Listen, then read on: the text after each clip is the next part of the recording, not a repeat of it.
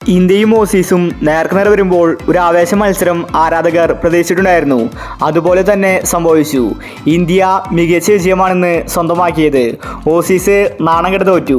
ഇന്നത്തെ ഇന്ത്യയുടെ വിജയം കണ്ട് ഓസ്ട്രേലിയൻ ക്രിക്കറ്റ് ഇതിഹാസങ്ങൾ പറഞ്ഞ കാര്യമാണ് നമ്മൾ ഇന്നത്തെ വീഡിയോയിൽ നോക്കുന്നത്.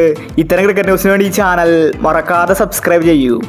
ഓസ്ട്രേലിയൻ ടീമിനെതിരെ 205 റൺസ് അടിച്ചു കൂട്ടുമെന്ന് ആരും കരുതിയില്ല.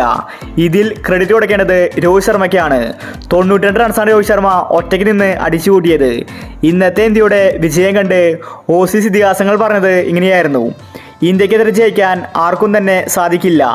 ഇന്ത്യൻ ടീം മികച്ചവരാണ്. പക്ഷേ ഇന്ന് ഓസ്ട്രേലിയയാണ് ജയിക്കേണ്ടിയിരുന്നത്.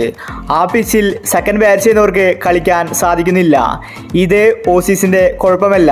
ഈ ഒരു പിച്ചിൽ കൃത്രിമത്വം നടന്നിട്ടുണ്ട്. ഇത് ശരിക്കും ഒരു ചതിയാണ്. ഓസ്ട്രേലിയ ഒരിക്കലും പുറത്താകേണ്ട ടീമല്ല. ഇപ്രാവശ്യം ഓസീസ് ആയിരിക്കണം കപ്പ് നേടേണ്ടത്.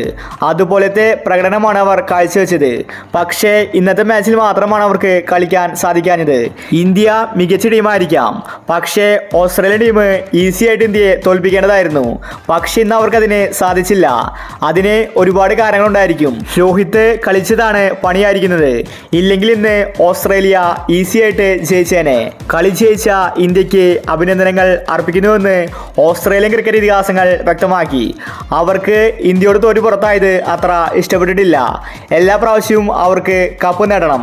അതാണ് ഓസ്ട്രേലിയ ഇതിഹാസങ്ങളുടെ ആഗ്രഹം. പക്ഷേ ഇനി ഇന്ത്യ അത് സമ്മതിച്ചു തരില്ല. കഴിഞ്ഞ വേൾഡ് കപ്പിന്റെ ഫൈനലിലാണ് ഇന്ത്യ തോറ്റിട്ടുണ്ടായിരുന്നത്. അതിന്റെ പ്രതികാരമാണ് ഇന്ത്യ ഇന്ന് തീർത്തിരിക്കുന്നത്. ഓസ്ട്രേലിയൻ ടീമിനെ സെമി പോലും കാണിച്ചില്ല. ശരിക്കും ഇന്നത്തെ മാച്ച് കണ്ടാൽ അറിയാം, രോഹിത് ശർമ്മയ്ക്ക് നല്ല പ്രതികാരമുണ്ടായിരുന്നു. ഈ വേൾഡ് കപ്പിൽ ഇതുവരെ ഇതുപോലത്തെ ഒരു കളി രോഹിത് ശർമ്മ കാഴ്ചവെച്ചിട്ടില്ല. അതുപോലത്തെ വെടിക്കെട്ട് ബാറ്റിംഗ് ആണ് രോഹിത് ഇന്ന് പുറത്തെടുത്തത്. അപ്പോൾ ഇത്തരം ക്രിക്കറ്റ് ന്യൂസിന് വേണ്ടി ഈ ചാനൽ മറക്കാതെ സബ്സ്ക്രൈബ് ചെയ്യൂ.